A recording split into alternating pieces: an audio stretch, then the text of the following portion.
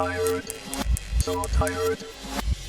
Overtired. Welcome back to Overtired, which has become once again a kind of sporadic release schedule, but that's just it's spring break. We'll be back into the swing of things shortly. In the meantime, we'll just keep putting out kind of random episodes. I kind of wanted to put one out. Oh, hi, by the way, I'm Brett Terpstra. I'm here with Christina Warren. Hi. I kind of wanted to release an episode last week that had an intro and then was just a Rickroll, and like play the entire song, and then just like play the outro music. But I didn't because there are probably copyright issues with that. I could probably get away with a 30-second snippet though. Yeah, probably. I saw one good. Okay, so April Fool's Day was what day was that? Was that like Monday, Sunday? It was on April 1st.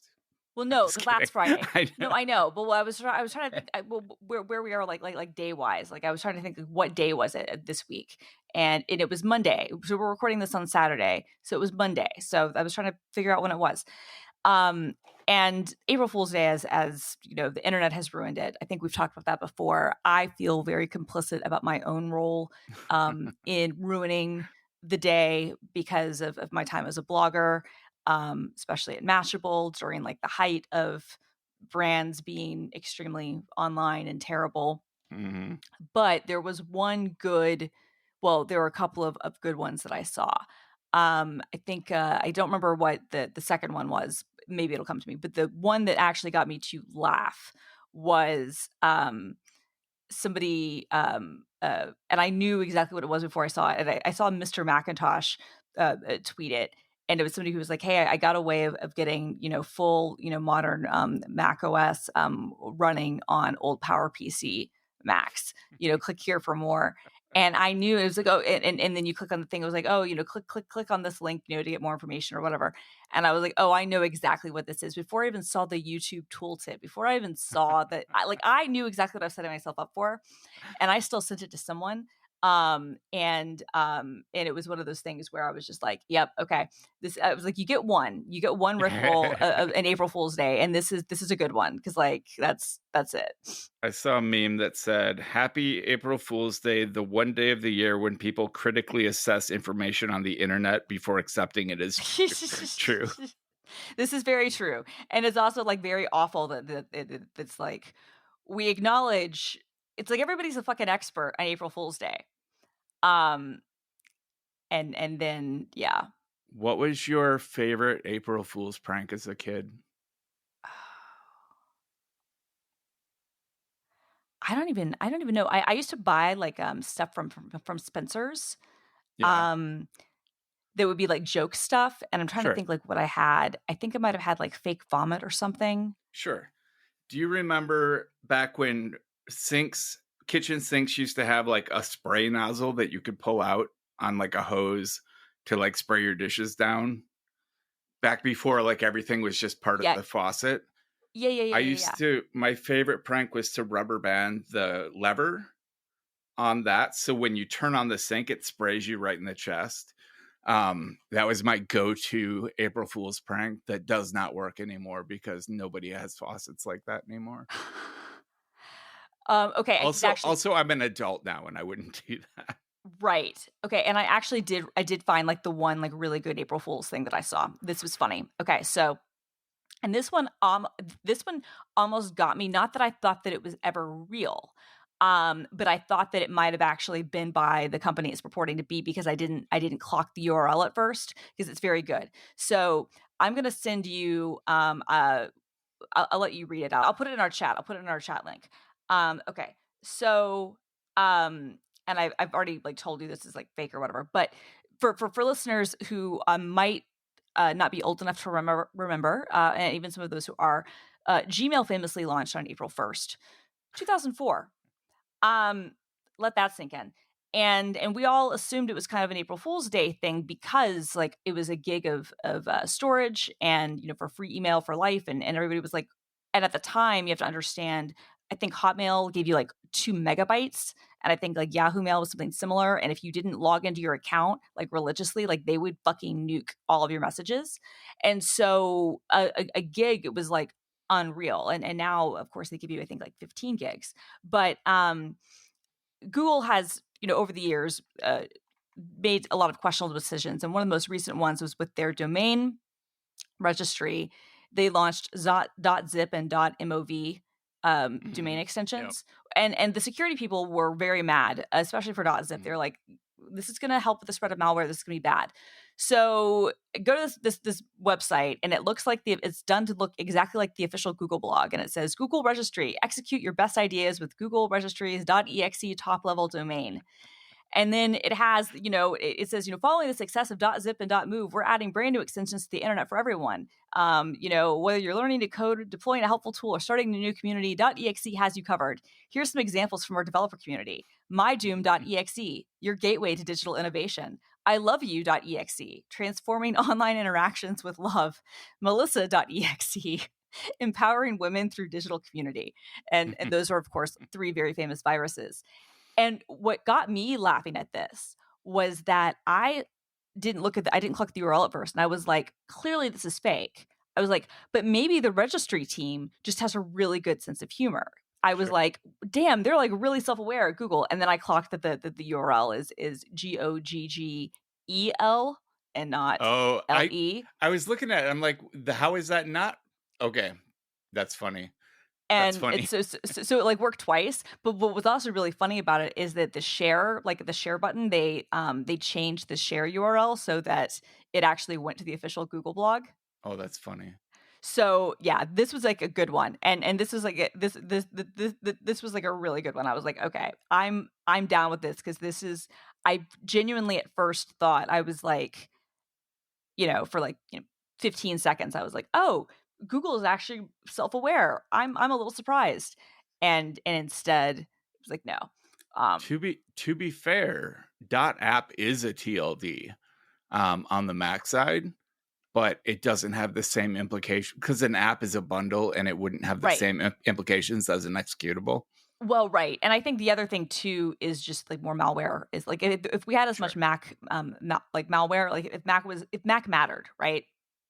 Like, well, I mean, just being honest, right? Like in terms of an attack service, if it mattered the same way, I do think that would be problematic. But also, and I wonder your thought on this, the fact that we don't see file extensions on Mac OS. Do you think I limits turn on file extensions? Sure, but like for like even if your applications. Yeah, I do. I'm looking at my screen right now. I got day1.app, debug helper.app. I don't function well without extensions. Yeah, I have extensions on, not for .app, but I whatever the default is, which is .mp4, .png, whatever. But there's some things that like, but by and large, like you can even have like a world in like Mac OS where like you don't have, you just give something a file name and it'll show up, as like a document file, and you don't know what it is. Yeah, that's not a thing in Windows. So I wonder if that has any kind of role in it too. That like even if people used like targeted Mac the same way, if the fact that like most people don't realize that .app is the bundle name, So I don't know if that would matter, because I think a lot of people would be like, what do you mean my .app file? Like if I said that, I think to even like experienced Mac users, they'd be like, I have no idea what you're talking about. What the fuck is the .app file? I have no data to say that's true or is not true. Could be entirely true. I don't hang out with experienced Mac users, I guess. So anyway, while we're talking about Mac, before we get into any kind of mental health corner, I wanted to say Messages logged me out on my Mac, and it will not log me back in with any of my Apple IDs or a phone number. Like I go through the process, I get the password correct, guaranteed, because I have a secret system. I have key bindings that insert my different passwords. You have key bindings? Seriously? You? It's a sequence. It's a very secret sequence. But to be fair, most of my system passwords are stored in the key bindings dict file as plain text. So it's super insecure, but I just don't. My Mac, the one that's set up on, nobody else touches. Um, and it's very well protected network wise, so I don't worry about it. So anyway, I know the password is correct, and it'll spin for about 2 minutes, and then it'll say an unknown error occurred, and it will time out. And I cannot get messages working on my Mac for the last 3 days. Now, I've talked to other people, including yourself, who are not having issues. This isn't a system-wide problem, but I have had people contact me previously with the exact same issue. And I don't know how or when it clears up. I've rebooted, I've restarted. And I'm missing a lot of messages because when I'm working at my Mac, I don't Right. know, my phone doesn't ding. It doesn't. No, totally. Well, and yeah, oftentimes that is a thing. Like it'll be like, oh, if we've sent a message to one thing, we won't others, and it's just a context switching thing, right? Yeah. Like I find I'll miss things because I often have like do not disturb turned on my Mhm. Mac, Yeah. but my phone still won't send me messages, or I won't Yeah. get them the same way, and I'm like, all right, fine, whatever. Yeah. It's a Um, little opaque how that works, but yeah. it's very opaque how that works because Apple wants to make everything a fucking black box. So while we're bitching, let's bitch about that too. No, I've had that issue before. It's been years, but I have had that issue before where like my Mac stuff just hasn't worked, and then it's usually cleared itself up. But this is the frustrating thing is that it's like there's no way to get any insight into this. All you can do is like file feedback. I've got to file feedback about a freaking Notes app issue.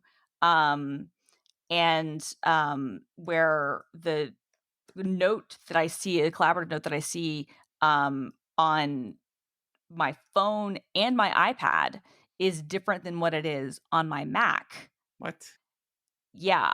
Where like the one on my phone, I see actual oh shit. It is also fucked on my other Mac where I've never looked at this before. And so I'm like literally got this thing where I made a bunch of edits and it looks one way on one of my Macs and it looks a different way on every other device. And so I don't know, and it's a shared note, so I don't know what the actual point of truth is. Sure. And like, yeah, I talked to somebody about this and they were like, file a And radar. what or app is feedback. this in? In Notes. Notes. Huh. So it's an iCloud sync thing, clearly. Yeah. Where it got a version wrong. And because the system is the way that it is, instead of being like a, in my opinion, sane system that would treat people like adults and be able to also explain context and in a way that you could do it in a very user friendly way and say, hey, we see two versions of this.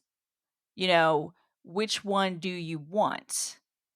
It Mhm. just is a failure where it appears one way It's on just one and guessing. another It's way on just another. showing you random versions. Sure. Right, and That's it's like, messed okay, up. well, you're like, that's exactly what I want out of my fucking Notes app.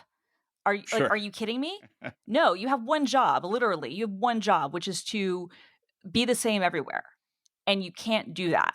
And we accept this sort of shit from Apple, and I don't know why we do, because every other company that fails even the slightest amount, we rightfully, like, bitch about them and they get Yeah. terrible reputations like Yeah. like Office.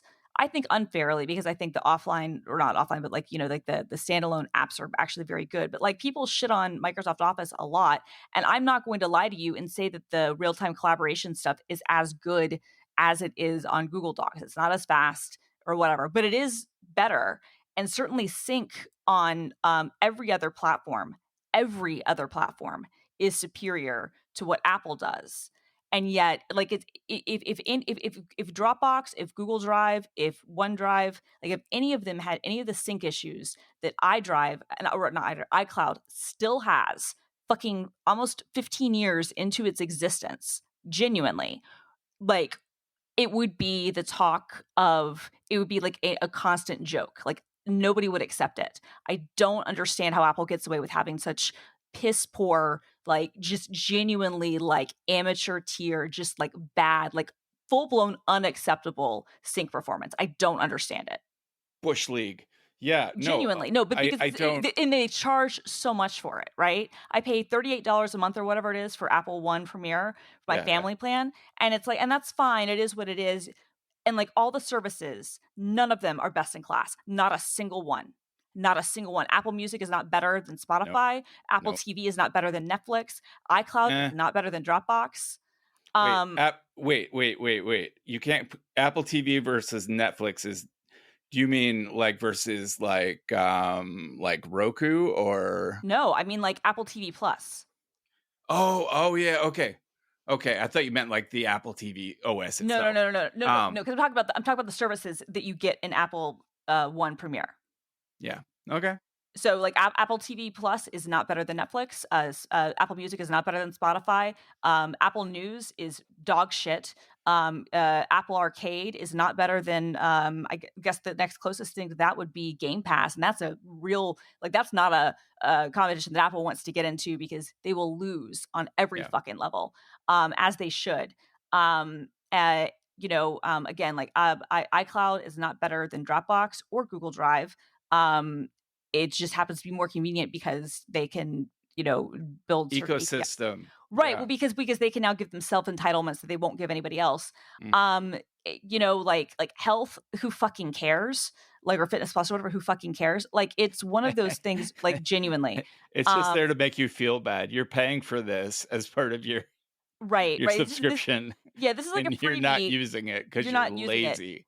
Right. Well, also it's like but Peloton, there are other alternatives, right? Like, so Yeah. it's just like none of these things are best in class at all. No. And they charge what they charge. Everybody's like, oh, Apple's the best. I'm like, no, they're really not. Like I am in the ecosystem because I'm going to be a Mac user and I would never even consider another phone other than an iPhone. So why do you think it's just marketing? Like they've positioned themselves as like untouchable yet forgivable? Like everything you're saying is true. Like I don't disagree with anything. I just don't understand because there are a lot of critics in the Apple world. Why is the general population so willing to forgive these shortcomings? I think, if I'm being completely honest, it's because the original products were so good for so long that there has been two things. I think that one, there's like a reputational halo that is no longer accurate, to be honest, but has persisted.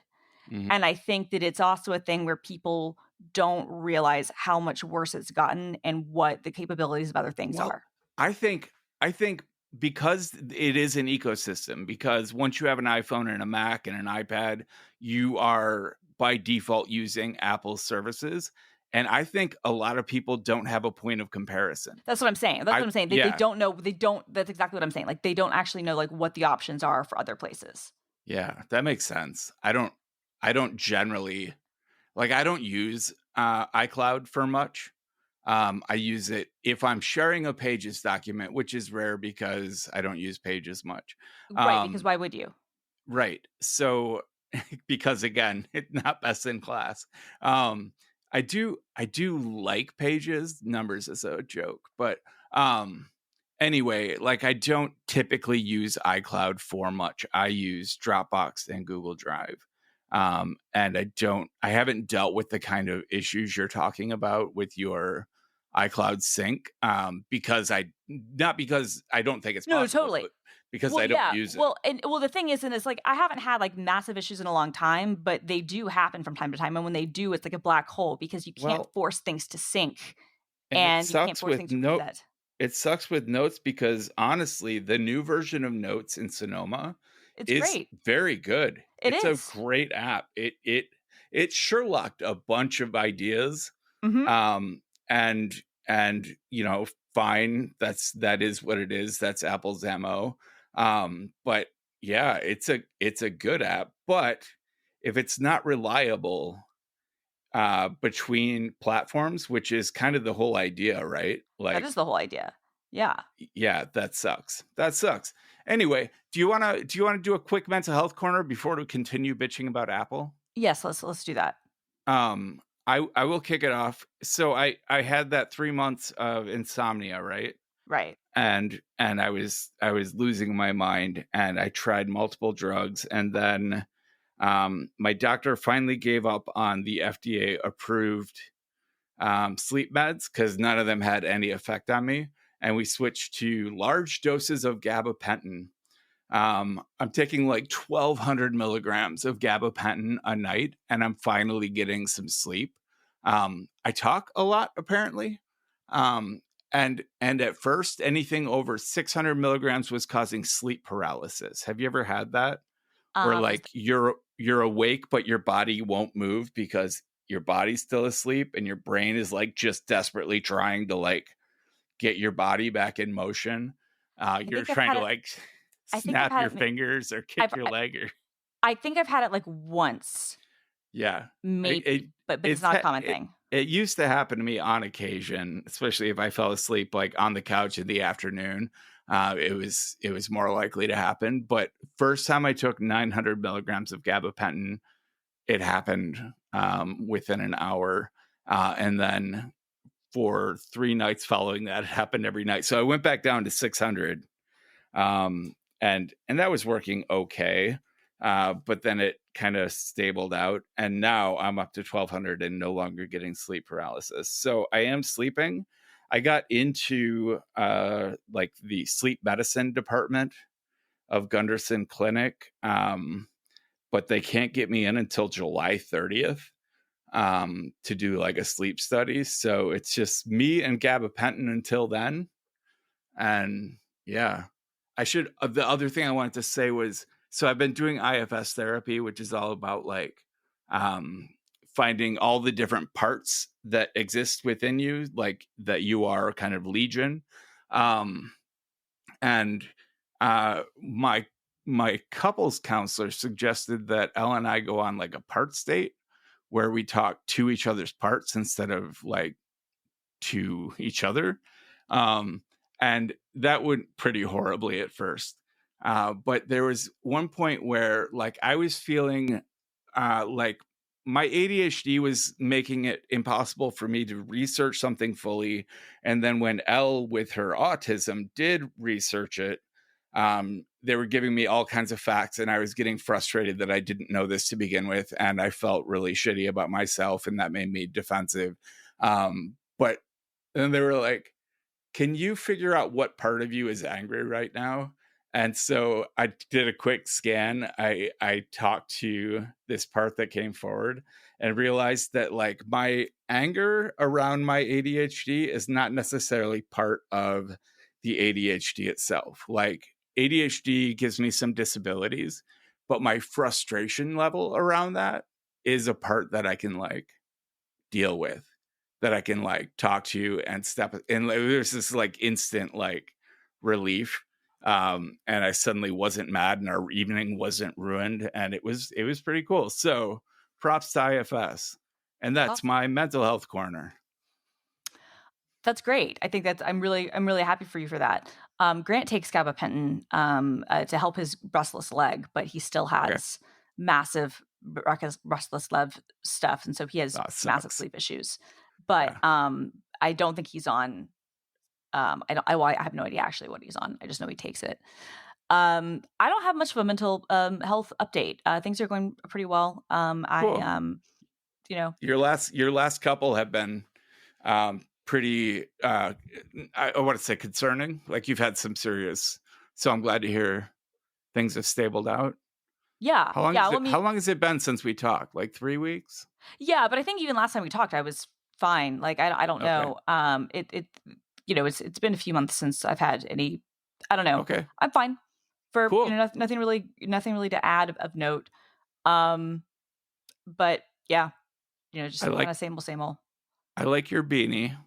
Thank you. In Riverside here, it's showing up backwards, so it looks like the prism is turning into a single beam of light. For those listening, it's the Octocat from GitHub in the middle with a beam of light going into it and a prism coming out the other side. But if you read the mirrored version left to right, it looks like a reverse prism, which confused me at first, and then I realized, oh, I'm seeing it backwards. Right, right. That's funny. Yeah. So uh, let's see, what topic do I want to direct us towards next? I just want a quick plug. I made this thing called the Dimspirations Cube. If you go to dimspire.me, you can click on the Dimspirations Cube in the menu, and it is a 3D spinning cube that every time it goes around, it has different Dimspirations on every side. And I finally got the set delay or set timeout with JavaScript to actually stagger so that the image on each side changes while it's in the back of the spin. So you never see the transition and it just constantly updates. It will kill your browser if you let it run for about 10 minutes. It'll eventually, you'll get the note that says, this page is slowing down your browser. Would you like to kill it? In any browser, which I want to add a kind of caveat to the text on the page that says much like life. if you exist too long, it will die, or something dim. I want to do something dim. I'm working on that still, but also the Dimspiration store has a bunch of new merch. So if you need depressing t-shirts or coffee mugs that will upset your coworkers, check that out. That's my plug. I would love to hear about XZ though. So I'm going to turn it over to you.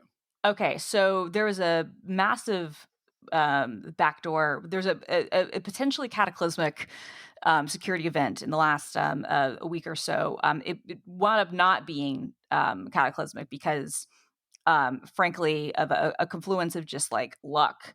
But XZ is a compression algorithm, and XZ utils is kind of like what manages that, and it's used in like it's a compression utility that's basically used all over like Linux systems, and it's actually like a dependency in a lot of projects, including OpenSSH. And it's an important project, but maybe not like a very sexy one. And it's had like one core maintainer, the guy who kind of created the format and has maintained like kind of the utility or whatever for a long time. And he's but he's the only guy, and he doesn't do it for free, and he doesn't really have a lot of time to add features with it.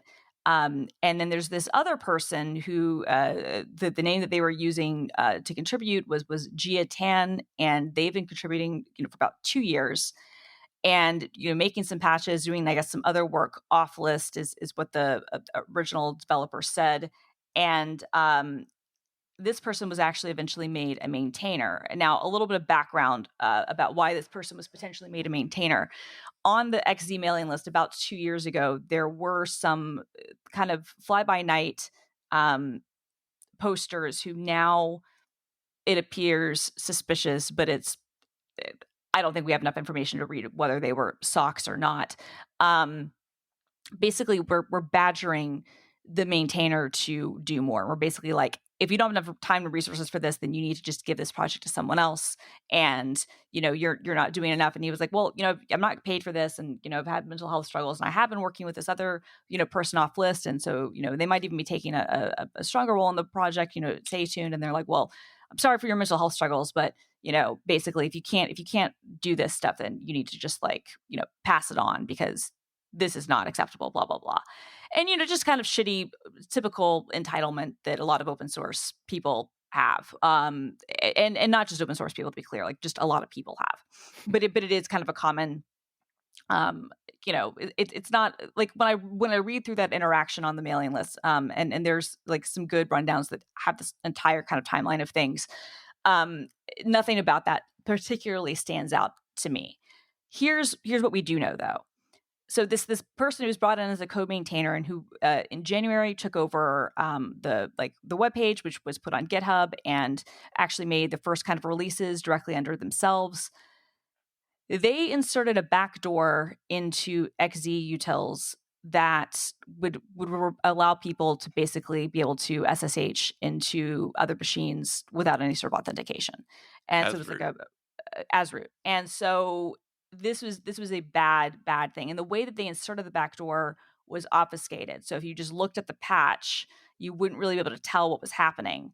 And they'd made some other changes to some other code, like they inserted in a typo into one of the original maintainers, like the creators commit, that wound up, I guess, like blocking a certain security check or something.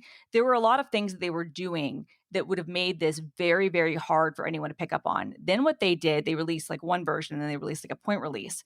They went and they talked upstream to all of the big Linux distros, Fedora and Red Hat, SUSE, Debian. They were in talks with Ubuntu about going ahead and upstreaming that latest release into their distros. None of the mainstream, like the main release distros, long-term support or official releases, adopted it. But like OpenSUSE Tumbleweed, which is their rolling release, Fedora 40, which is at this point like Fedora is a bleeding edge thing, and Debian Unstable all did adopt it. And so, but it was only there for maybe a month. OpenSUSE basically says to people, if you were running Tumbleweed at this point, we think you need to do a complete system restore, just to protect against everything. And then what happened was the code was there for about a month. It was never acted on to anyone's knowledge. But a Postgres developer, he works at Microsoft as his day job, but in his night job, like he's just like an all around nerd, noticed that SSH on his machine, which was running Debian Unstable, was slower than it should have been by like a fraction of a second. He was like, what's going on? And so as he was looking into the performance reasons for that, he realized that something had changed within XZ, which, as I mentioned before, is a dependency on OpenSSH. And he went further into the code and realized what was happening. So, but the thing is that this person, up until inserting this backdoor, had been an innocuous and fairly good committer. Like this, there was no flags that would have let this go on. They've been working on the project for con. 2 years. So it had to be state sponsored. Like in my opinion, there's no way that this was not a state sponsored thing. There's no way. The person's name, they apparently had very good OPSEC. They did log their names maybe a little bit differently a couple of times for their Git commits, but there's no like reference to this person anywhere else on the internet other than the few other kind of related open source things that they made commits to. So this person did OPSEC really, really well. There's I'm sure there could be forensics and people can get involved, try to like learn more about like where this person was. Like I think that most people assume because of the name that the person was Malaysian or Chinese. But the time zones they worked in makes it seem like they possibly could have been based in Eastern Europe. It's unclear. Like the whole thing is, though, like it's a cipher, but it almost certainly was state sponsored. And it's opened up a lot of questions in the open source world. I think a few things. Like one, it's like how many of these are out there, right? Like we caught this one. But how many of these projects are out there? Because if you were doing a state-sponsored thing like this, you probably wouldn't target one. You'd probably target like a bunch of different projects. So how many of these things are out there? And I think that's like a good question to have and like a scary thing to consider because there just isn't enough. Like open source, a lot of it runs on trust. And it's easy for people to be like, oh, well, you should demand, a W-2 and like a social security card and like a photo ID from every person who commits to your code base. That's not how this works. And that's never been the culture. People use, acronym, like aliases all the time, like to contribute. People never meet each other face to face. You have people who that's just not how it works. And pseudonymity. Well, sure. And if someone is contributing valid code, over 2 years, if someone is like, that's how you build trust in open source, right. is you make solid patches, you make solid commits, and you take over and for people a maintainer. Are like, this guy knows what he's doing. Yeah, you take over for a maintainer who has already been put upon and hasn't been supported. Like there's like a lot of like this was a really long con. So, it's pretty insidious. It's really insidious and it's really scary to think about. But I think the bigger thing, like other than just like how many more of these instances are out there, because there are many of them. And just like with Heartbleed, which was almost exactly 10 years ago, you do have the usual sources who are trying to be like, yeah, well, this is why I don't trust 10 years. Yeah, literally it's 10 years tomorrow. Huh. That Heartbleed, the first real famous, vulnerability. SSH vulnerability. Yeah. Well, that was SSL, but yeah, Oh yeah. which I think the only reason that was mitigated so well was because they made it, they gave it a brand, gave it a website, and but I've seen some people make comments. Well, this is why I don't trust open source software. I'm like, well, okay, first of all, your proprietary shit is not any better. Don't get it twisted. Also, you can't escape it. Like everybody, something like 60 something percent or 70 something percent of code that like from when they do audits of like all software is like made up of open source libraries. Yeah. It's just a fact. But like for me, the bigger thing is, okay, so you have this important dependency, this project that all these people rely on. And it's just like with Heartbleed, with OpenSSL, where in that case you had this incredibly important project that had one full-time employee. In this case, you have one person who's been the maintainer, who's not paid for it, who's not supported by anything, and it is yet this crucial project. And it's just kind of like, okay, well, like, what are we doing? Like, it's great that the code is all out there and that people are willing to volunteer and do stuff, but companies make like real money off of these things. And what are we going to do to create sustainable environments for people to contribute? And what are we going to do to like audit and make sure that these really important projects, like you don't just have like one guy with burnout who, to be clear, even if he hadn't had burnout, like with this sort of situation could have caught anybody, right? Like you could have had a really, really strong, complete system. And if somebody had built enough trust, this sort of thing could have gotten in, right? But it makes it harder when you have people who like, millions and millions and millions of things depend on this. Maybe not millions, but definitely hundreds of thousands, packages depend on this thing. And it's not like a priority. Like like it's nobody who's checking and be like, oh, should we make sure that we can have support contracts, or that we're giving money to this guy, or that we're making sure that like this is a sort of thing that has support so that we can check on this, or at the very least, like we should do, audits every 5 years on the, X number of, dependent upon packages. I don't know. I just feel like we have to have like broader conversations about like, how do we support people who do this? And yeah, it gets weird because like I run the Oracle DevRel GitHub org, and the whole reason that we have a separate organization for DevRel is because we want to make it as easy as possible for people to contribute, working non-production example code. But in order to make it easier, we have to circumvent a lot of the security measures. Like we have it's like a buddy system where we have to trust one maintainer who has to review every pull request and approve it. So there's like an audit trail, but every repo has a different maintainer, and we trust them because they have an Oracle email address. And that's basically all it takes to become a maintainer on any of these repos. So right.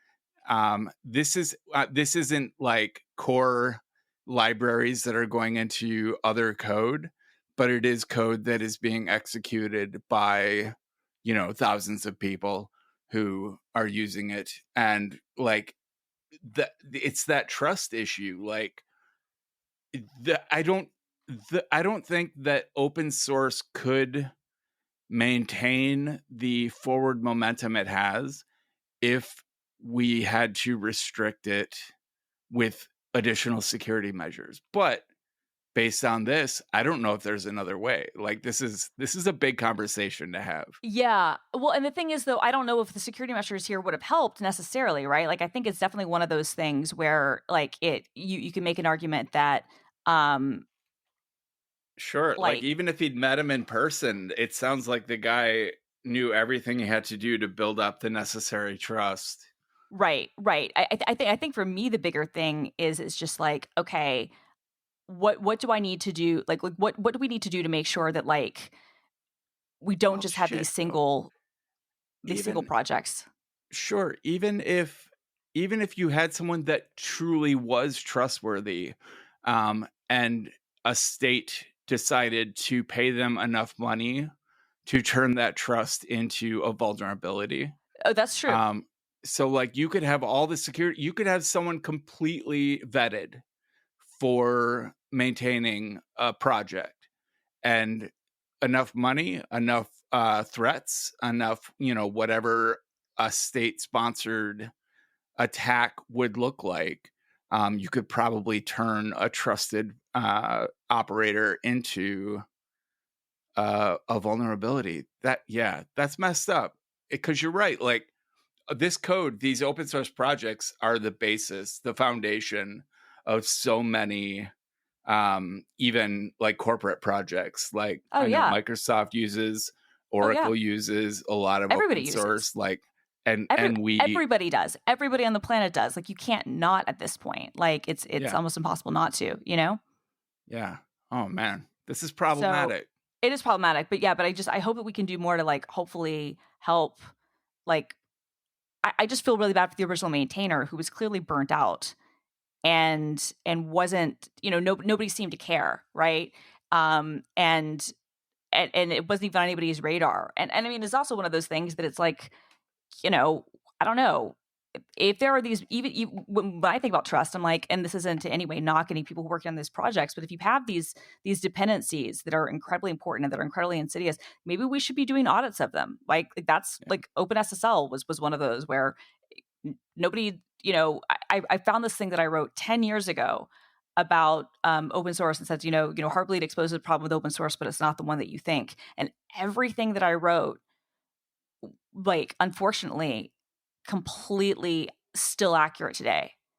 And it's just it's disappointing that we haven't found a way to make those things more sustainable, especially when people make money off of this. And there are things we can do. Like I know we've internally at GitHub, we're trying to talk about how we can maybe do more to surface what some of these important projects are.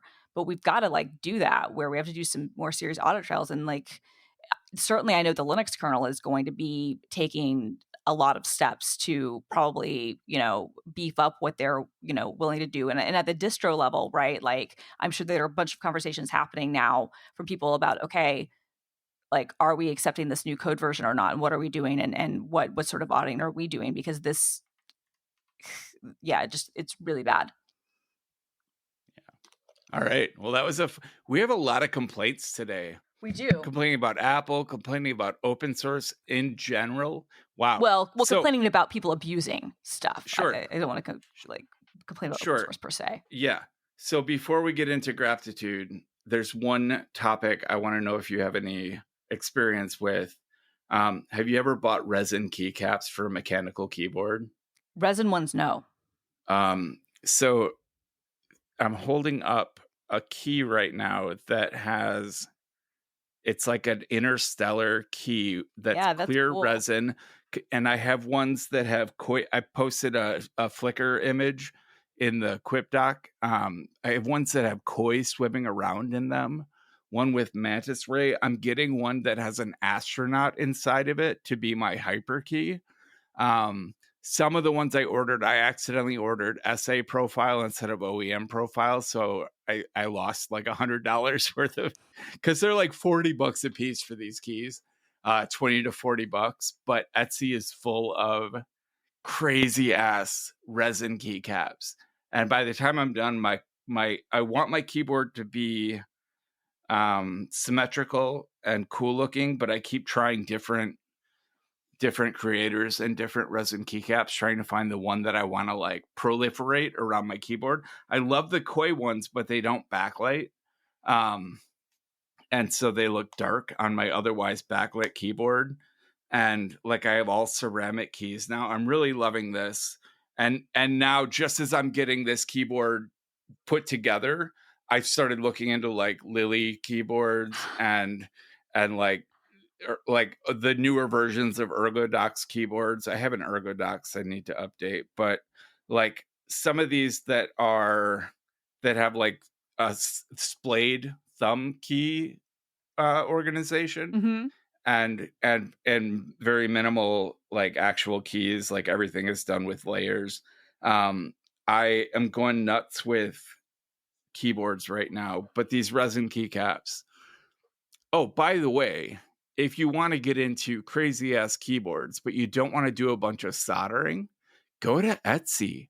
There are creators on Etsy that will give you pre-soldered keyboards of any of the like crazy cool, even the ones that like curve up. Have you seen these? It's like splayed and then the Yeah. keys, like the whole thing curves up, and yeah, it's nuts. I'll post some links in the show notes. um, and I really, before I invested in one of those really crazy ones, I would want to try it. But I live in an area where there's like no meetups. And I have like no friends that would have this kind of keyboard that I could try out. So I might look in Minneapolis, see if I can find like a meetup where everyone will bring their crazy ass keyboard and I can see what actually feels good. But Yeah, I hope anywho. that's cool. Yeah, no, I do know like Etsy is a thing where you can do some of that stuff, but no, that's fun. Oh, did you want to talk about your blog about how blogging sucks? Yeah, how much time do you have? Let's do it. um yeah, so I posted kind of just opinion piece on the state of um blogging into 2024.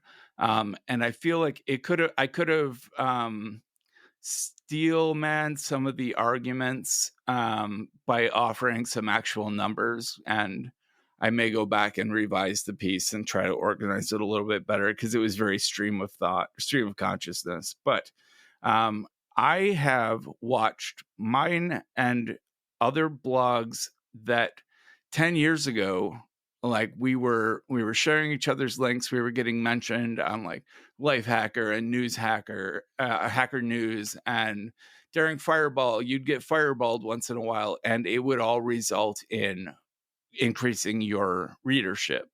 Mhm. You would see it in your traffic stats, you would see it in your RSS stats, and that is not happening anymore. My blog has gone from about 20,000 page views a day to more like 20,000 page views a week. So, uh, what's that, a 70% decrease? I don't do math well. But like traffic is down. I have about 35,000 RSS readers, and that number hasn't grown for like 5 years.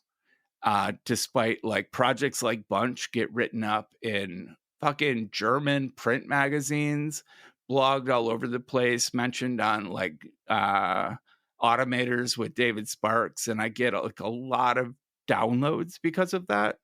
But the readership does not increase like it used to be. Like Mood Blast back in the days when David Chartier at Tuas started covering Mood Blast, Mhm. like I watch my daily traffic go from like 100 visits a day to 1,000 visits a day. And that's sustained, like that was sustainable. And then you'd get Doug. You remember Dig? Of I course of you course I remember remember Dig. Dig. You have a Yeah. fucking didactic memory. So like you'd get Doug and those people would stick around. But now it's like now instead of news readers, people are using social media, and we share our links of interest into social media where even our own followers have a hit or miss chance of seeing them because of the algorithm, quote unquote. And like they'll make one visit and then they'll go back and expect the next cool thing to show up on Twitter instead of adding this cool site to their RSS feed. Like nobody, that's just not a thing anymore. So there's no way for an independent blogger to build reliable, sustainable traffic, not in the way that it was 10, even 20 years ago. So that's what the piece is about. It's accepting things have changed. Yeah. Like the header image for the post is Clint Eastwood from Gran Torino, because it really, by the time I was done with it, it felt like a real get off my lawn kind of post. But it's not. It's just I don't have the hustle. I watch people that succeed, like on YouTube and TikTok and kind of these newer platforms and Medium and what's the Substack, which everyone's fleeing from now, but like people who succeed on those platforms have a level of hustle Yeah. that I just don't. I don't have that energy. Well, I wonder if that's what the difference is. If I can be like bold enough to maybe like question that, right? Like I Yeah, don't yeah, yeah. disagree. I don't disagree with like the core of what you're saying. Like the way that we discover and get content now is different. And blogs, like if I were to talk to somebody today and they're like, "Oh, I want to start a blog today," and they've never done anything else, I would say maybe have a newsletter, right? I would say like, maybe you can still do your blog, but maybe do a newsletter. And I would say, you're going to have to be active places like, like Threads or Mastodon. Threads is much more normie focused. Potentially look into doing some video content if that's the sort of thing you want to do. If it's just text based though, like newsletters, for at least the last like 6 years have been a much more common medium for people to kind of get used to, and it kind of took over blogging. But I think the secondary part, like you said, like people who, like you said, have the mediums and the Substacks and all that, they have a hustle. I wonder how much of it is that, right? It's that like you've done this consistently for a really long time, and so you have your core audience of people. But if you want to grow that audience, I think I don't know. I think there's an argument made that like there is a certain amount of hustle you have to do, and you had that hustle when you started getting into this stuff like 20 Sure, years but ago. I'm 45 now, and I just Right. don't. No, and I I don't blame don't you. have the energy to start again. I don't blame you. But I just I don't know. I feel like that's the real thing, is that the hustle never stops. Like some people can, and you have to be content with, okay, well then my audience isn't going to grow. So the other point in this post, though, is that even those who hustle, the revenue stream is heavily geared towards the platform now. Oh yeah, absolutely. Where you are hustling to make content that you don't own. Right. The platform you put it on owns it, and the Yeah. platform that you put it on monetizes it, and you see a fraction Yeah. of ad revenue come to you. Yeah. And so in order to succeed, you need 1 million plus Yeah. viewers Um before you can. or you need to be very targeted in what you're doing and have loyal audiences and be able to do like if you're not Like a able Patreon or right, yeah, like Patreon, or be in markets where people like brands will recognize you. Advertising right now is bad in digital, for everything, basically everything but video. And even video, the rates I bet are, I don't know this definitively because I don't have any knowledge on this, and the video CPMs are a weird black box. Anyway, YouTube really doesn't like to share that, and weirdly, influencers, and I think this is to their detriment, don't share like what sorts of money they get from sponsors and stuff. Like it's not a discussed thing, even amongst podcasting and stuff, it's right? like salaries. Well, which is so stupid because we do talk about salaries now. Like levels.fyi, you can see exactly what you should be making in a tech job anyway, right? And those exist for a lot of industries. We finally got to the point where we're willing to talk about salaries, but yet we don't talk about like, okay, what are you getting paid for a sponsorship? And for advertising, when you have those direct relationships. I'm not talking about programmatic, which is a completely different thing and is bad and will always be to the bottom, right? Like those rates will never be good, and it's always a volume play. But I think that the only place where like advertisers are really willing to spend money right now, because digital advertising in general is just really taking a beating right now, is on video. But on that, right, like you're right, you are dependent on the algorithms, you're dependent on the platform you're on, you're dependent on what you can get, and it's hard to build like loyalty around that. And it's sort of ironic because you have the people at the first wave of the web, right? Like, people like you and John Gruber and Neil Dash and, like Merlin and people who were like all part of this early wave, like did really well. And most people kind of succumbed or not succumbed, like were able to resist succumbing to the, I guess, lures of those big platforms. But yeah, I think that's just the world that we're in now. And if you do want to stay at it, though, So you have to continue so to hustle. my point is that world that we're in now is geared toward platforms and not creators. Oh, absolutely. And that things have changed, and it's not to the benefit of original content on the web. No, absolutely not. So yeah. So you No, agree with my thesis? I completely agree with your thesis. I totally agree with your thesis. I think I just only my only disagreement a little bit is that it's just almost like the it's definitely harder than it was 20 years ago, and the circumstances are different. But there is like, and you're not wrong that even if you put in the hustle, your returns would not be what they were back then. But I feel like no, I think you nailed it. Like what's happened is what's happened. I just think that like at a certain point, like I don't know. I guess I'm more jaded because I've seen this evolution happen over the last Yeah. like Well, decade. you've been part of it. Yeah, for sure. Yeah, but it is disappointing. I think what sucks though is that for the average like reader or listener or whatever, like on the one hand, the platforms made it easier for them to maybe find and discover things and have to do less work, right? But then on the other hand, like I wonder how many people like because I'm guilty of this myself, right? Where people like, oh, I used to read this person, I used to do this thing, and then you fall off, right? Because you don't see their content recommended anymore. You don't see their you don't see their tweets or their posts. And newsletters show up in your inbox, and you keep up with them. And I think newsletters are a valid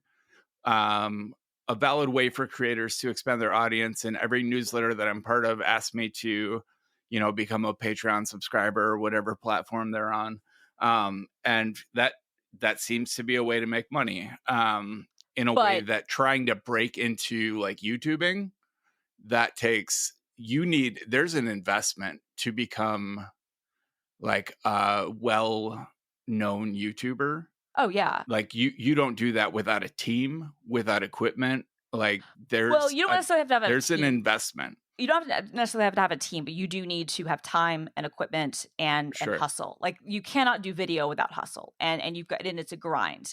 But I have watched channels go from very small to very large over the course of a year, and people who are not like being funded outside things that's definitely possible. But it takes a lot of work, right? Yeah. Like a lot of these things take a lot of work. Whereas I think 20 years ago, it was one of those things you had a blog and everybody else who knew about blogs would find you. And that's just not the world we're in anymore. All you had to do is make good shit, and you would be rewarded for making good shit. Yeah. Anyway, quick sponsor break. This episode is brought to you by nothing. Are you overwhelmed by choices when it comes to your disposable income?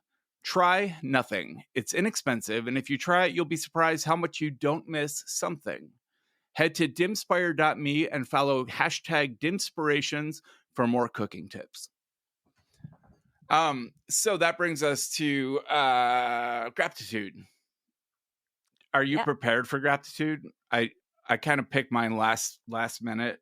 I can go first if you need to pick something while I talk. Yeah, you go first because I'm trying to think about what I wanted to choose. So go on. My pick for the week is screens, which I don't know if we've talked about before. I've lost track. We have, but talk about it anyway. They recently pulled out of. I think they were on SetApp, but yeah, they are only in the Mac App Store now.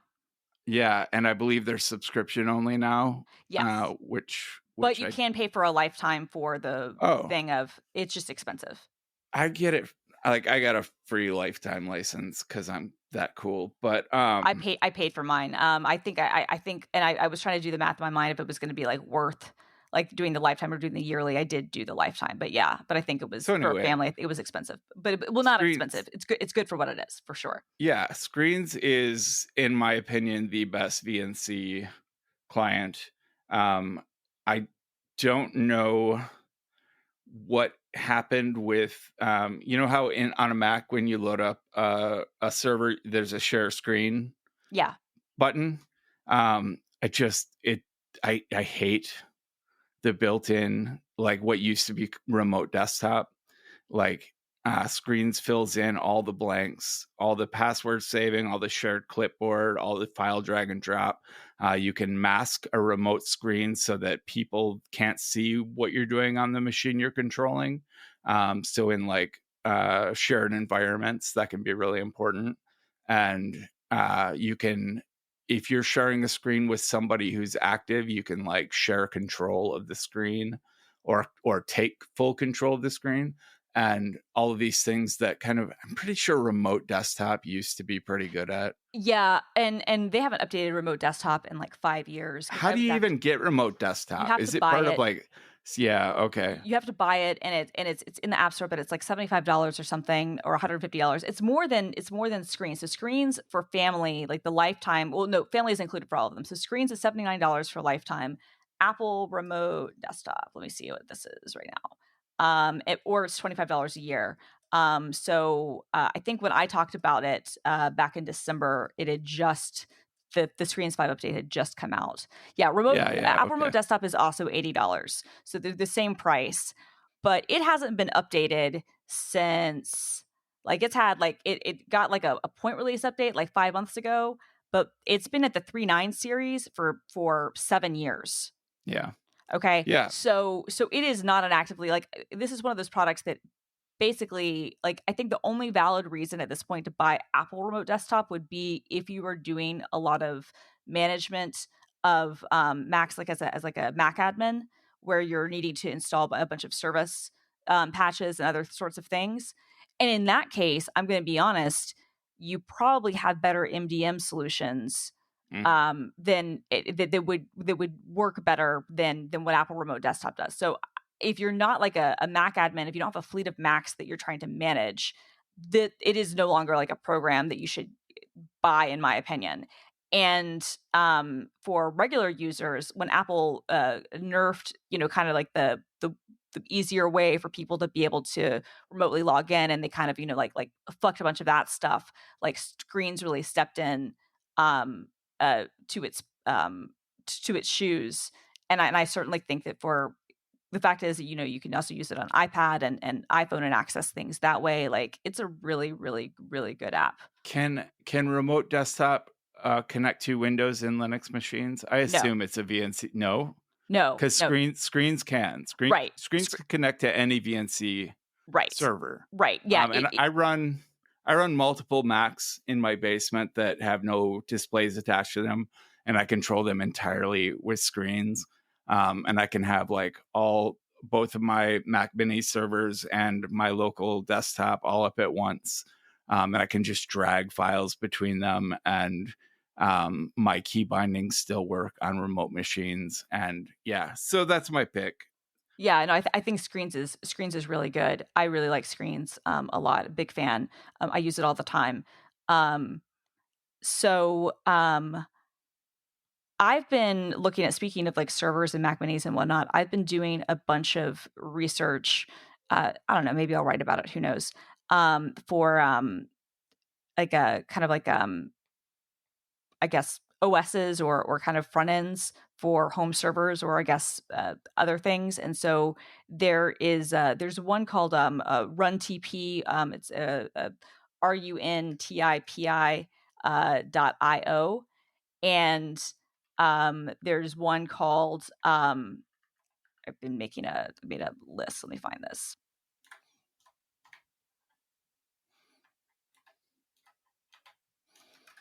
There's one called Cosmos, and there's one called Casa OS. So there are a couple of these that I'll put in, but I've basically been kind of like investigating various. So basically, what these systems are is they're just easier ways to run and kind of launch like Docker containers and apps on your home server without having to be completely just in Docker Compose Sure. and Ansible Yeah, this runbooks looks and nice. stuff. So these are some of the things that I've been looking into. I don't really have a pick yet as to Sure. which one like I think is like the best, but I'll have some links. I don't know if you have any experience with anything like this, but these No, are I do it all the hard way. I would love to explore this stuff. So yeah, sure, all your links. yeah, I'll share And all the links with you. Yeah, because there's Casa OS, there's Run TP, there's Cosmos, and they all are open source. They're varying degrees of I guess activity and development and whatnot. And some of the things definitely are probably like better maintained than others. There are always I always have kind of like security kind of questions about some of these things, but I I like I like the idea of these types of projects to make it easier for people to self-host things. So God, the Casa OS webpage is very cool. yeah, it is. Nice. I'm jealous. I got to figure out how to do some of this stuff. Yeah. Yeah, and that one has got like 21,000 stars on GitHub, and 21,000. yeah, and Cosmos has 2,600, and RunTP has 6,600. So I guess the big one, obviously the biggest one is Casa OS. So at least in terms of star numbers, but I don't know what that has to say about anything. But anyway, I'm a fan of this type of stuff. I've been thinking about getting. I have a bunch of Raspberry Pis, but you can actually now get like an N100 box. Andrew at Ars Technica wrote a review of one, and Jeff Gerling has done some reviews of these things too. Basically, for like $150, you can get like a very tiny little box for like a mini PC that has like Windows 11 Pro on it. But of course, you could nuke it and just put Linux on it or whatever. That is very capable. That is way more capable in most aspects than a Raspberry Pi for about the same amount of money. So. Nice. So for people who are just wanting to play around with stuff like that, if you don't have a random PC around, and because this is an area where like I have some older Mac Minis, but at this point, like I think one of them I have Proxmox on, I've been playing with, and then one of them just like whatever the latest version of Mac OS it can support is, which is old, but like Maverick. yeah, it's something like that. But like no, I think I got mine up to Catalina. But you know what I mean? But like in those instances, it's one of those things where it's like, okay, Mac is great, and if you have a Mac Mini that you want to dedicate to those things, that's fine. Like, and if you have like for your purposes in your basement, you like to drag and drop files with using screens, that's excellent. It is not the ideal platform for anybody to buy into for managing a home server. It is not designed for that.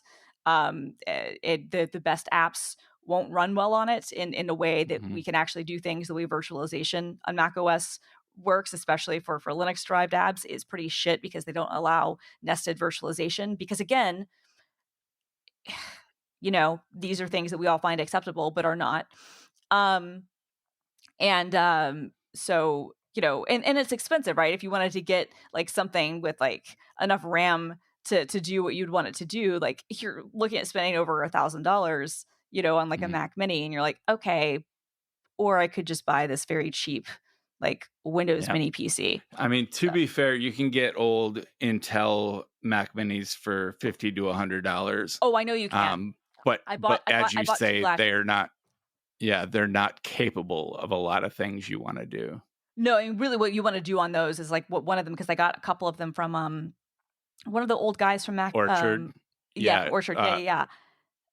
Mac Orchard, something Orchard. It was Mac Orchard, something like that. Yeah, I bought some the thing that when he was doing that with his kids last summer, I got a couple of Mac Minis.